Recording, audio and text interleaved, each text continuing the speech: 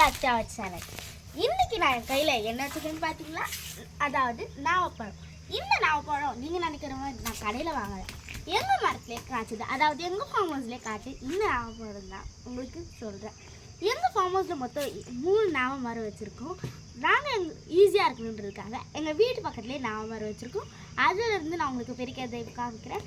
இந்த பாத்திரத்தில் இருக்கிறது பார்த்திங்கன்னா நான் பெரிக்கலை, இது வந்து மரத்துலேருந்து கீழே தன்னால் காற்றடிச்சு விழுந்தது. இதுவே ரொம்ப டேஸ்ட்டாக இருக்கும். வாங்க பெரிக்கிறது இப்போ உங்களுக்கு காமிக்கிறேன்.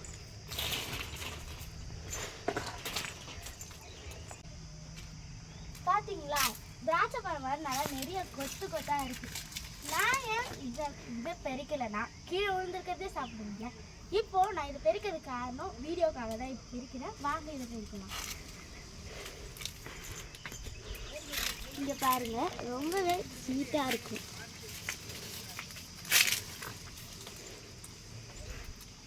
இதுதான் எங்கள் வீட்டாண்ட இருக்கிற பர்சனல். இது கீழே விழுந்தா மண்ணாயிடுன்றதுக்கு, மண்ணாகக்கூடாதுன்றதுக்காக எங்கள் தார்பாய் போட்டிருக்கோம். கீழே விழுந்துருச்சுன்னா மண்ணாயிடுன்றதுனால நாங்கள் இப்போ தார்பாய் போட்டு துணி போட்டு வச்சுருக்கோம். பார்த்தீங்கன்னா இங்கே நிறையவே நாவப்பழம் கீழெல்லாம் விழுந்துருக்கு.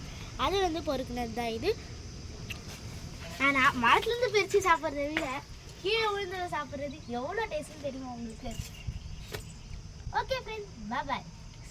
see you in next video. மறக்காம லைக் பண்ணுங்க, ஷேர் பண்ணுங்க, சப்ஸ்கிரைப் பண்ணுங்க. Bye bye. See you next video. Tada.